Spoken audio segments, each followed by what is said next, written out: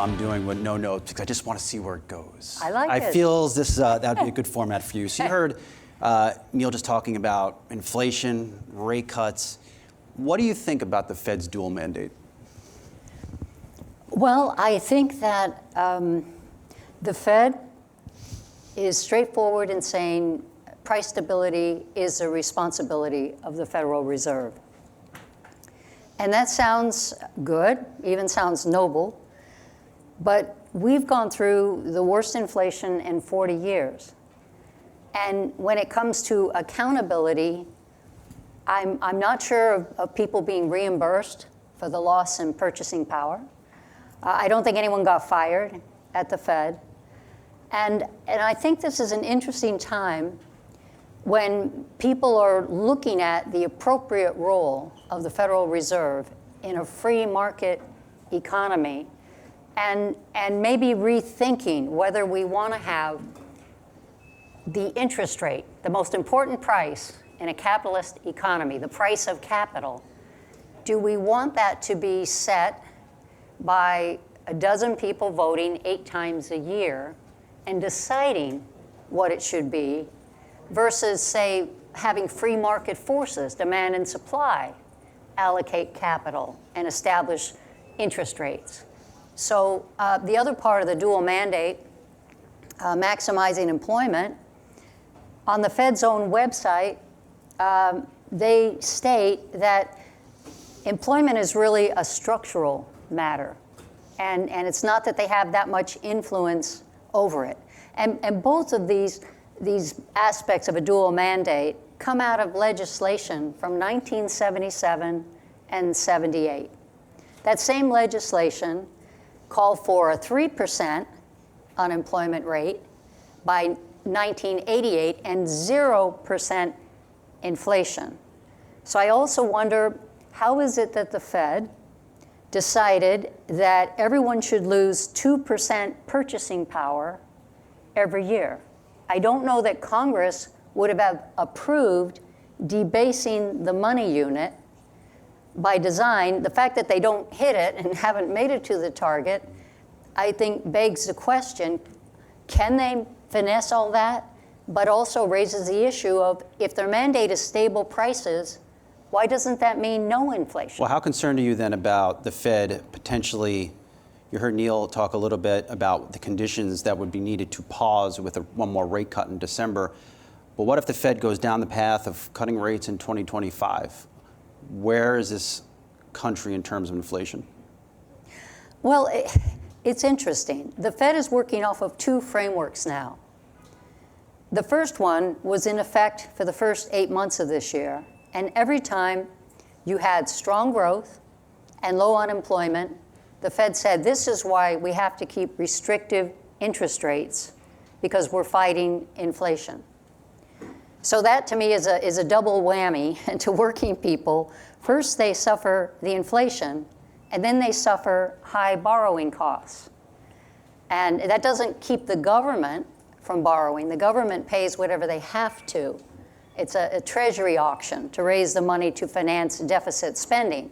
So the effect of high interest rates through restrictive monetary policy and fiscal stimulus because of the deficit spending is to take power away from the private sector and move it toward the government. So I think it's a very unhealthy combination.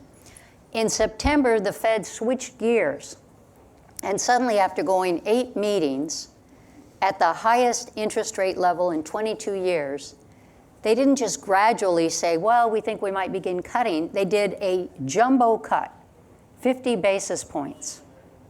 Almost immediately, the data that came in suggested it was unwarranted. The labor market was not weak. There didn't seem to be any reason to panic. But the Fed said now they're trying to recalibrate and get back to a neutral rate, that they've effectively dealt with the inflation problem. Now, if I thought a neutral rate meant a market-determined rate, if I thought it meant what would the rate of interest be if the Fed wasn't trying to manipulate it to be either higher than it should be or lower because it was trying to restrict or stimulate, I would be happy. That kind of approach would dovetail with the incoming Trump administration, because that would be a supply-side approach. That would be saying, if you're going to have lower taxes, less regulation, you are empowering the private sector. And the goal is to also have reduced borrowing costs so that entrepreneurs can expand plant and equipment, they can hire people, they can start new businesses, and all of that feeds output.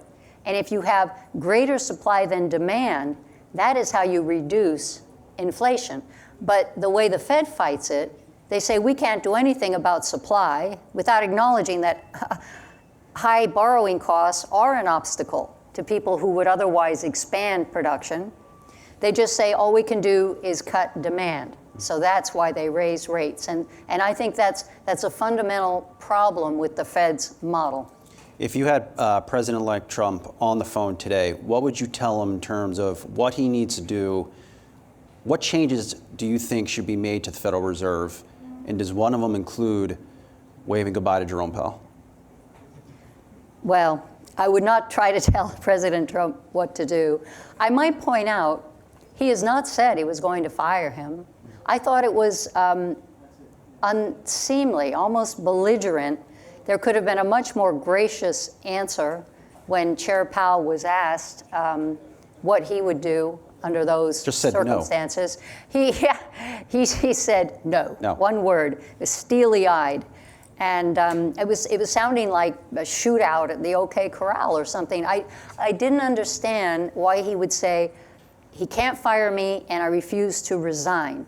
And I think partially this is a media-invented scenario of this tyrannical president who's going to come into office having been democratically elected by a solid majority of the American people, and that somehow he's going to browbeat the people at the Federal Reserve. I think what we're missing here is the power actually goes the other way.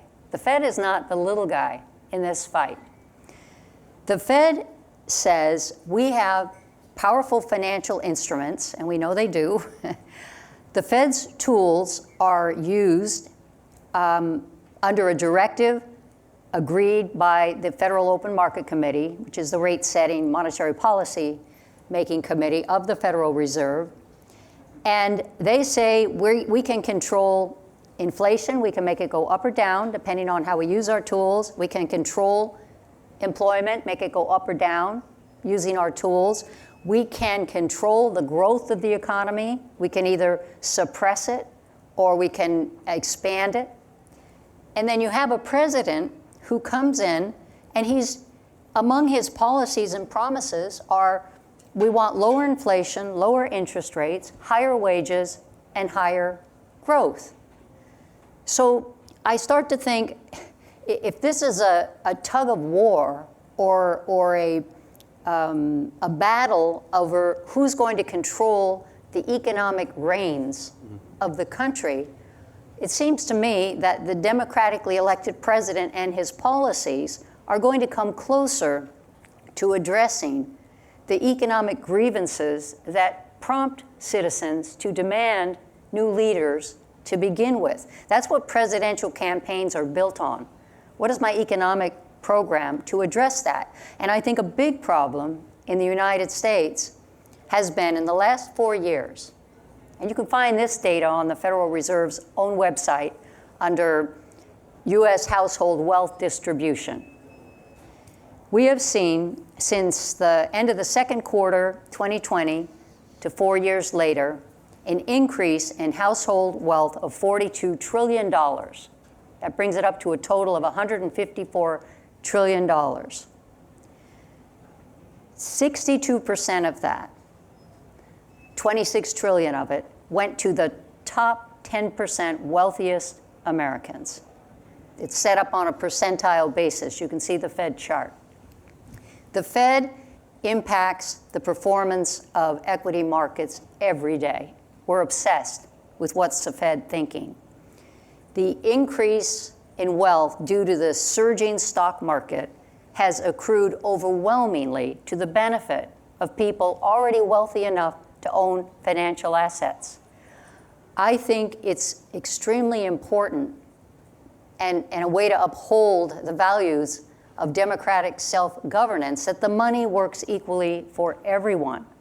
You cannot even have the perception of monetary favoritism. And the fact that the Fed is in a position to channel financial rewards to some members of society at the expense of others is damaging and inherently political.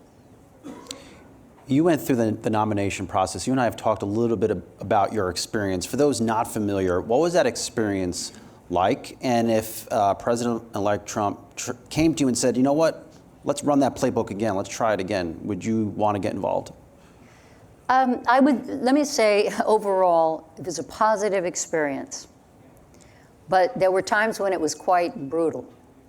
I've been writing about monetary policy and historical monetary systems since at least the 80s. I had a postdoctoral fellowship at the Hoover Institution at Stanford University.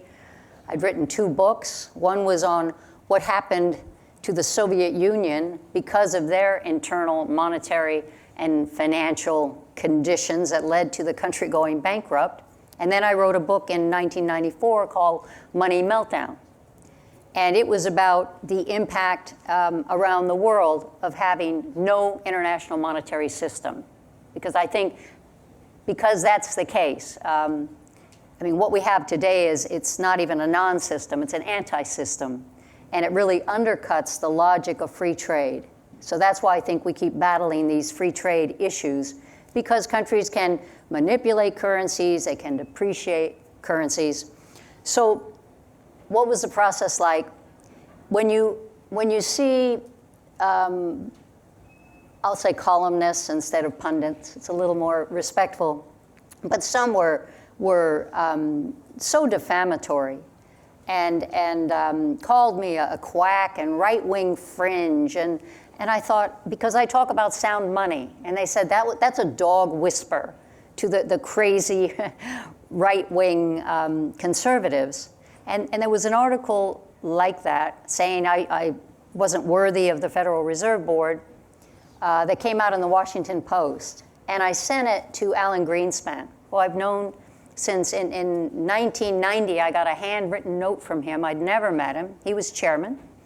And he'd read my book on the Soviet economy and said he'd just come back from visiting. And if I'm ever in Washington, I live in California, why don't I drop by the office? And that started a wonderful friendship. I'd also gotten to know Paul Volcker in 1994. It was the 50-year anniversary of the Bretton Woods International Monetary System, which was anchored by a gold convertible dollar, but set up a level international monetary playing field with fixed exchange rates for international trade after World War II. And it really delivered fantastic results for about 25 years.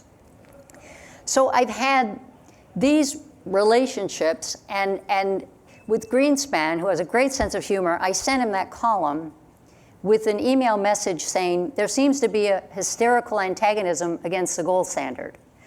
That is verbatim a quote from an article he wrote. Greenspan was the radical. He wrote an article in 1966 called Gold and Economic Freedom. And he basically said, unless you have an anchor for your monetary system, the government will use it and will abuse that power, and through inflation will take away your assets and your wealth. So he wrote back and said, or emailed back and said, if gold is such a worthless metal, why does the US government and all major governments of the world hold so much of it in storage? And Paul Volcker likewise we always went to an annual conference hosted by Robert Mundell, who won the Nobel in 1999 for his work on historic international monetary systems. He also was the godfather for the euro intellectually. He also was the economic brainpower behind Ronald Reagan's supply-side approach to helping to fix the US economy at the beginning of the 80s. All of these people talk regularly. I mean, people who've been Fed chairmen, who've been in the arena, they understand that gold has long been a bulwark for central banks, and it's been part of the way that you grant credibility to the ability of a central bank to put out money that can be trusted. Nobody's on a gold standard. It's not saying that. But you notice there's been a big increase in central bank buying. And in times of uncertainty, a friend of mine in Paris, in his 90s, he was the head of the Banque de France, their central bank, and ran the International Monetary Fund for quite a few years. He told me about a month ago, he said, we all know it's the only real currency. So anyway, I don't mean to go off on gold, but what I do want to say, the process was brutal because I really felt some people were ignorant about an issue that they should have been more conversant about before criticizing me. No, fair enough. In the time that we have left, Judy, I wanted to leave it open a little bit for crypto. Is the move we're seeing in crypto a view that the dollar is going to be challenged because of our high levels, our high deficit levels? And then what if President-elect Trump makes good on his promise to turn this country into some form of Bitcoin superpower and the government is buying crypto assets? Like, what happens to prices? What happens to this digital thing out there in the ethosphere? I was extremely encouraged. I was delighted. This was a turnaround for President Trump to support the crypto community. It was brilliant. I think that the whole decentralized finance movement does reflect less trust in government management of money. And I think that's healthy. I think we need to challenge whether or not we want to have government use money, which I consider private property. You earn it. I consider it a moral contract between citizens and the government that the money perform as a meaningful unit of account and a reliable store of value. I think it's very healthy to challenge the protected status of the dollar as our legal tender by allowing continual innovation in the sphere of alternative currencies. I'm particularly intrigued with stable coins. I want the dollar, I don't think it's a choice of the dollar versus crypto. I want to capture the efficiencies of blockchain technology, which I think works much better for individual consumers. But I think the dollar can be connected to it, but through private sector innovation, through stable coins and alternative efforts coming forward to say, how can we link to the dollar in a way that strengthens the dollar?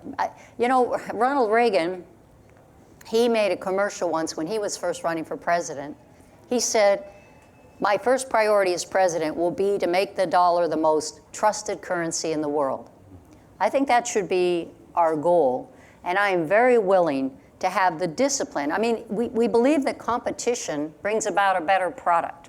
So let's have competition. Let's have competition, and I do not want a Federal Reserve digital currency.